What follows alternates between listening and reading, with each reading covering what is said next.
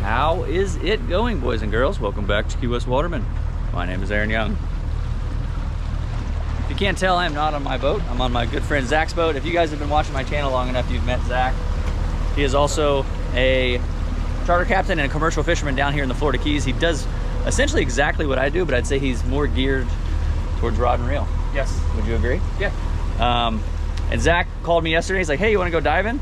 And when you fish for a living, it sounds crazy, but you don't go fishing a lot with your friends like you used to when you were younger. So any opportunity to get out with any of my buddies to go diving and fishing for fun, I'm on it. We didn't really talk about what we're doing today. What are we doing? Fun or commercial? Or we're gonna see how good I can dive first. It's been a while. Like I told you, I put the guns in the boat in May and I haven't even used them yet. It's November, so I'm just gonna see what I can do first. See if I want to get into some deeper diving today. Try to get a bigger grouper and don't try and drown. Don't try and drown. That, and, we'll see how clear it is. It was clear last time I was out, so we're going with the flow. Yeah. Zach does a lot more rod and reel than he does diving. He does both, but he specializes in rod and reel. I'd say I'm more of a spearfishing guy. So we're heading out. We're going to kind of go with the flow. We've got guns. And did you bring any chum or just guns? No chum? I did not bring chum, but we're going to stop and catch a couple pilchards and stuff. I'll just put them in a bucket. Or some flasher baits. We'll see how it goes. I'll see you out there.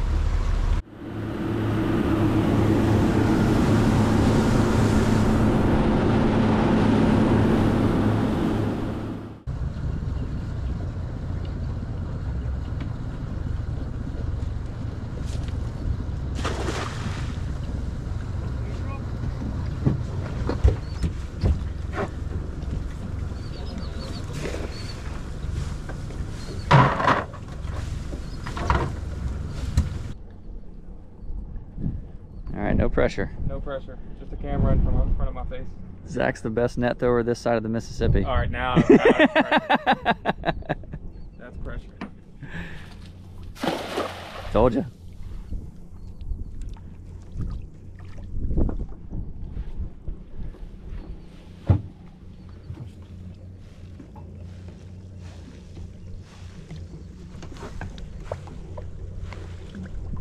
You can actually see them sitting there, some of them.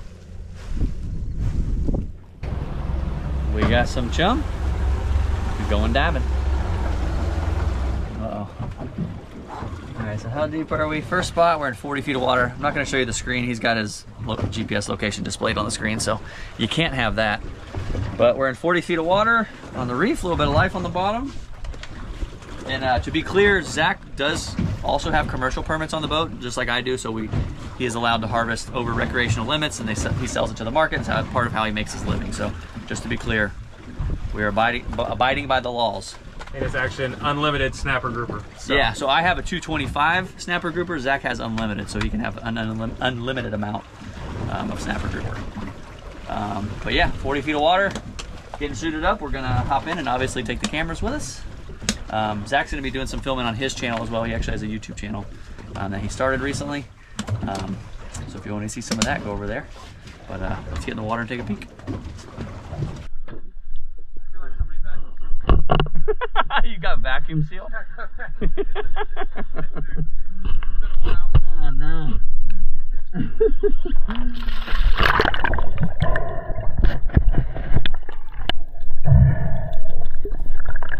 Welcome back underwater, everybody.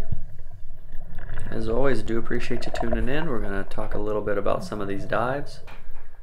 And I apologize in advance if you hear hammering in the background. My neighbor is building a house, and the mic may pick it up. Something I did want to mention before we get started: if you plan on ordering shirts, hats, spear guns, anything for the Christmas season, I encourage you to do it sooner than later. Last year we ran out of shirts.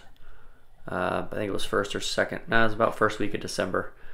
And the spear guns, I think there's about 10 of each left in stock. You know how it gets around the holidays, gets harder to ship. So if you can plan in advance, I do appreciate it. Most all shirts and hats are back in stock. And we ordered more this year, so hopefully we don't sell out, but try and plan ahead. So this was first spot, actually my first drop. It's about 40 feet. Water's was decent, you know, 30 foot of viz or so. Just kind of cruising around, a little hard bottom, ledgy type spot. And you can see these little silver fish sinking. Those are those baits we caught in the morning. We were using them as chum, and you had a curious mutton snapper come in and kind of checking them out. Muttons are weird. Sometimes they take off, sometimes they swim right up to you, sometimes they're somewhere in between. This fish was somewhere in between. Definitely could have shot it. It just didn't give me the shot that I wanted. I was trying to get a headshot. Doing this commercially, you want to make sure it's not in the fillet. Right here, I had a shot, but it was a little long, and I just didn't want to start the day on a bad foot, so I let it swim.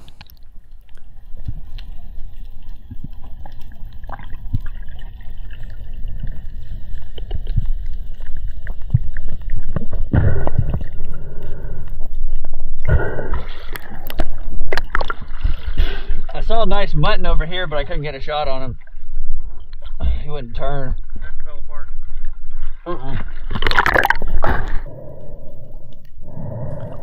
So this is spot number 2. The first spot I did probably 5 dives on and didn't see anything else. Was a little slower. This is spot number 2. I think it was a smidge deeper, maybe about 50, 55.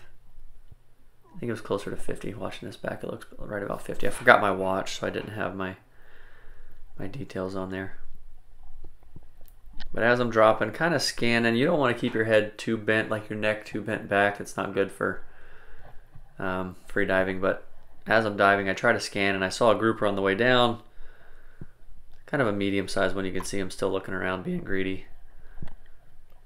And I hate this. I hate the unicorn shot, so I want to wait till it turns. And I thought I was going to miss my opportunity, and luckily it comes back around and pauses just long enough, and I get that stone shot that I like.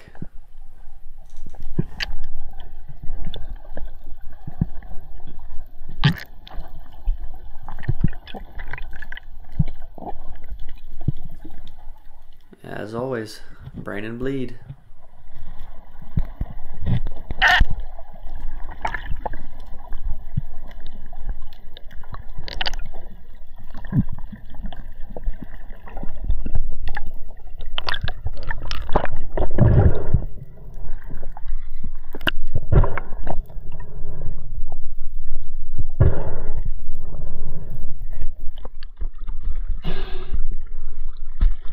The bottom's real nice down there.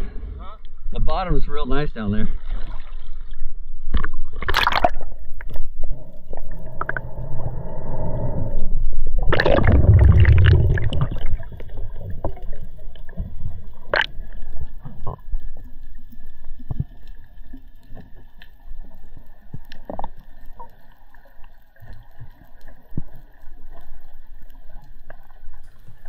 Next drop, same spot. The fish you're actually going to see here is called a red grouper. The same family as the black grouper, obviously. They're both grouper. But the behavior is night and day on the two. The red groupers are not concerned with people normally. A lot of people say they're dumb. I actually think they're more aggressive and a little more bold. If you're fishing rod and reel, typically on a spot, the red grouper is going to be the first to eat almost every time. Maybe it's a little bit of both. But didn't want to shoot straight down into the bottom with 2 bands, and thought I was going to stone the fish, and I shot a little closer than I probably should have. That's a good way to rip the track out of your gun. But somehow I can't stone a red grouper sitting still, but I can stone a black grouper that's swimming away from me. But this is a red grouper. A lot of times I'll save these for my clients, but on this day in particular, I'm technically an employee on Zack's boat. My job is to make the boat money, so didn't mind taking a couple. I normally, like I said, I personally don't shoot these. They're just a little easier to shoot, and I think in some areas, the area we're in, the populations are pretty healthy, but I think some areas closer to Key West, the red grouper population could use a little help. They're just, they're super easy to catch rod and reel and to spear, so I think they get taken a lot more than the black groupers do.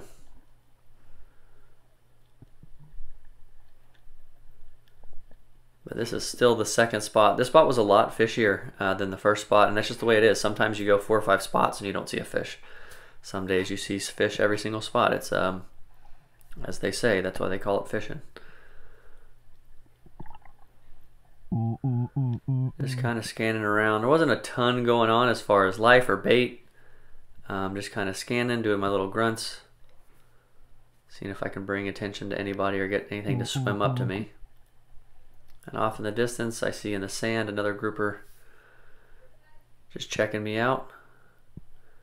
Pretty mellow. I come in kind of slow, wait till it turns, and take that shot I like, and luckily got another stone shot there.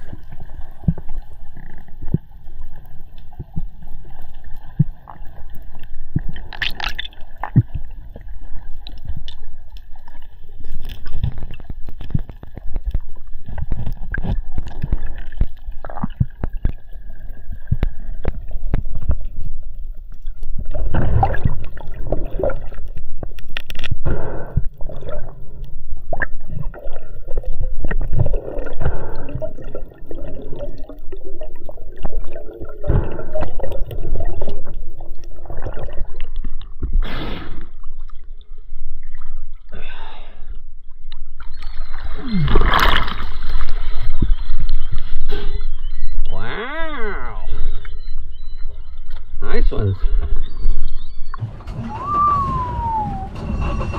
Not bad. So first spot, as you saw, was a little slow. Second spot was a lot better. We got some nice fish. And again, these fish will be going to the market. This is how Zach makes it, a part of how Zach makes his living. Mainly as a charter captain, he does the commercial stuff on the side, kind of like I do. But I do have one favor to ask you guys. Zach recently started his YouTube channel to help promote his charter business and just kind of share some of his adventures, just like I did. So I'm going to put a link in the description and in a pinned comment. Please go over there and check out his channel. And I'm going to give you 3 reasons why.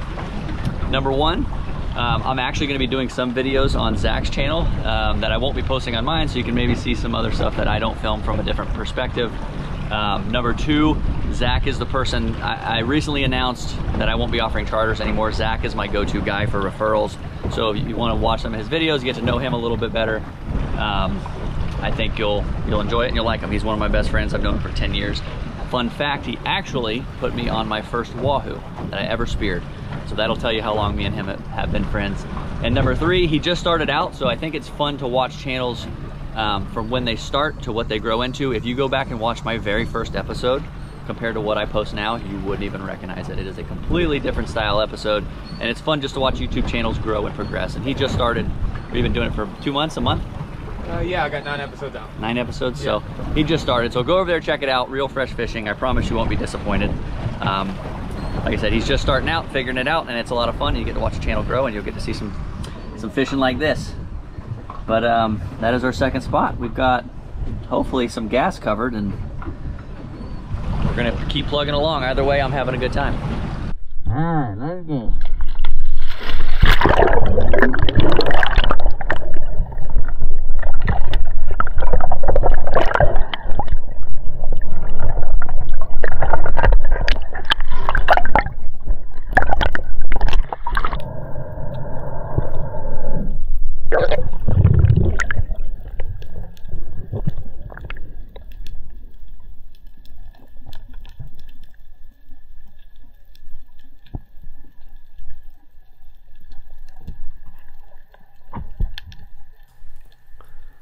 So we hit 2 more spots in between this one.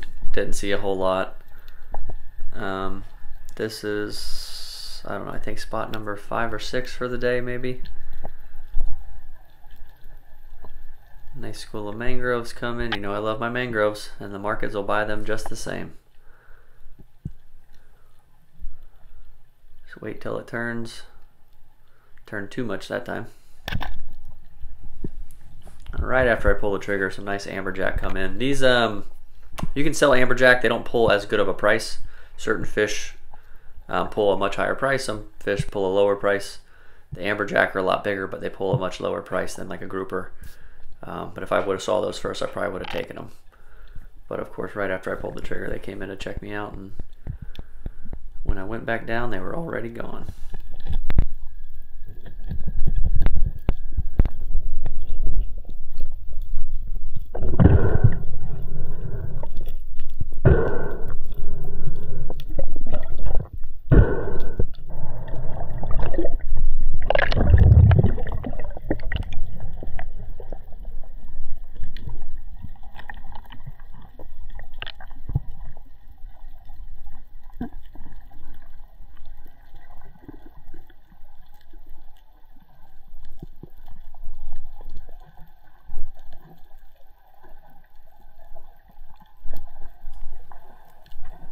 This is the same spot right after I shot the mangrove.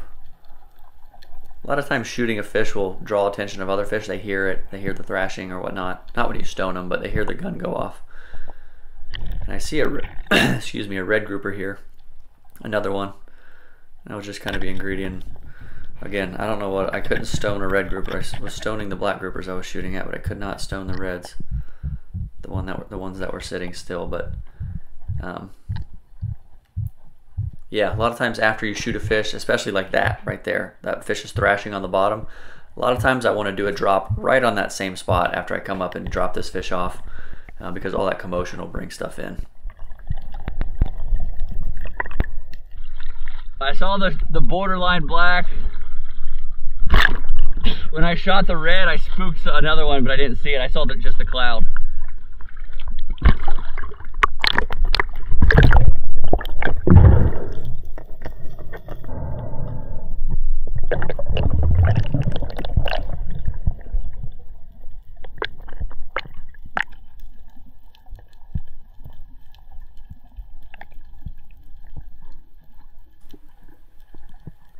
So I had just shot that red. Again, I want to do a drop right on that same spot to see if that commotion brought anything in. If there's thrashing or dust or anything on the bottom to fish, that means something is feeding. So a lot of times there's going to be scraps or you know, an extra meal laying around. So a lot of times fish will come in and check that area out. So I'm just kind of scanning around, and I see a black grouper come in, and this happened so fast. I had already, like, in my head, my brain signal sent shoot. And it, like, almost simultaneously the fish comes and bolts, comes at me and then bolts to the left. And I thought I was going to hit it in the head, and I hit it way back in the tail, and that's not a shot I would typically take on a fish. And honestly, it happened so fast I didn't even mean to. I slowed that down and watched it back a couple times, and came around that fan, and I had it on his head and was trying to track to the left, and it just jumped right after I had decided I was going to, or right before I had decided I was going to pull the trigger, and unfortunately shot it a little back in the tail, but that's okay. Sometimes it happens. Found him. Look away. Don't look.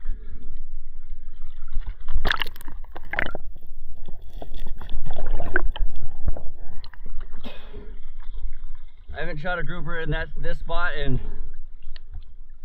I don't know how many years. He was sitting like this. And the second I pulled the trigger, he took off, and I shot him almost all the way in the back of the tail. that fast. So I didn't realize it until I started to reload my gun. This fish actually bent the shaft pretty bad. Just in front of the flopper, it got wedged in a rock. When that fish started to torque on it, you can see how much it bent it to the right. I just aim a little to the left.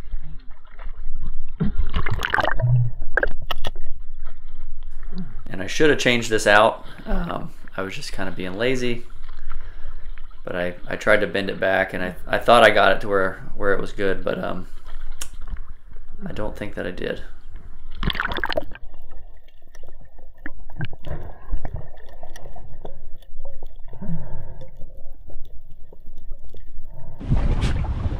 Alrighty, we are getting there. Probably one of the worst shots I've ever taken on a grouper. Can't wait to watch that back and see how quickly that actually happened. It felt like it was a split second, but maybe I just took a crappy shot. All right, listen guys, this is very serious. I need you gotta go subscribe to Zach's YouTube channel so he can afford some new fins. Look at those, super custom. Hey, they just broke today. About 8 years running on those things. That's not a bad run. No, that's the gun. They've been used and abused for 8 years, and real fresh fishing. Real fresh. Go subscribe. Yeah. Book a trip.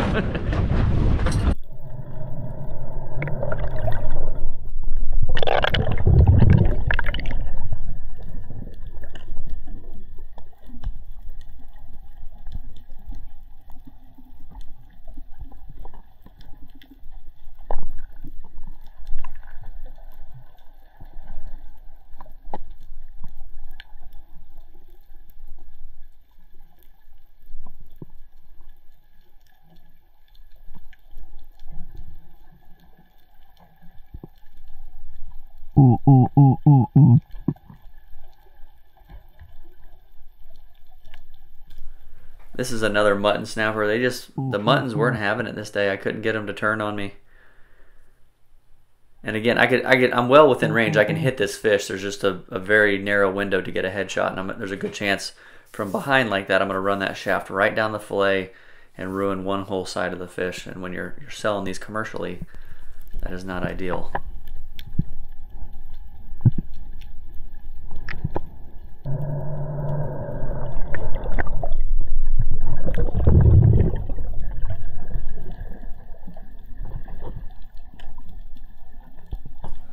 So this was our last spot of the day.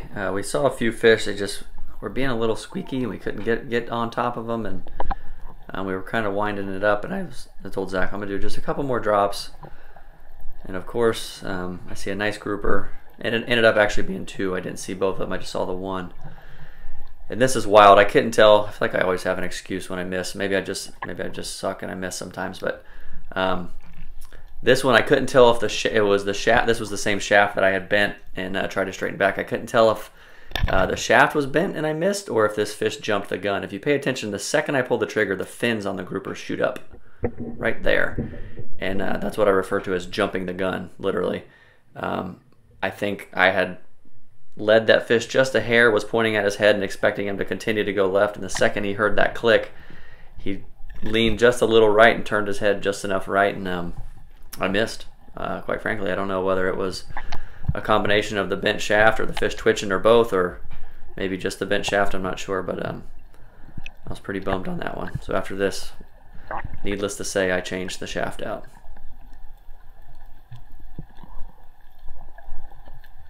And this was my last drop of the day.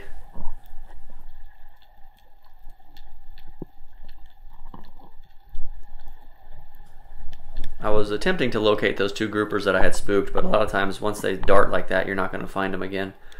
But after I had changed my shaft out, there was two smaller ones. These definitely weren't the same fish. I just wasn't convinced on them. This one was, he may have been legal. If he was barely legal, and a barely legal grouper is only worth, I don't know, maybe 40, 50 bucks. So not worth risking shooting an undersized fish. I like to make sure they're legal, but that was my last drop of the day. Alrighty, so we are done out here. We're both pooped.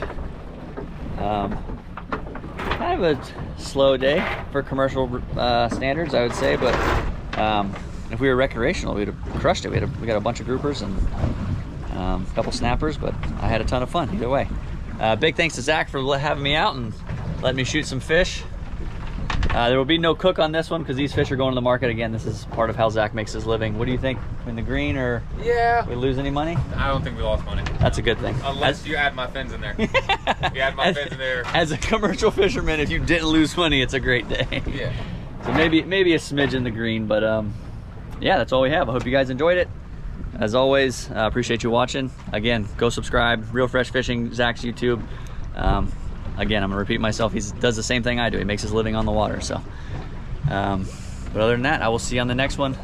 Appreciate your time. Any questions, leave them in the comments. I will do my best to get to them. They're hard to keep up with, but we will see you later.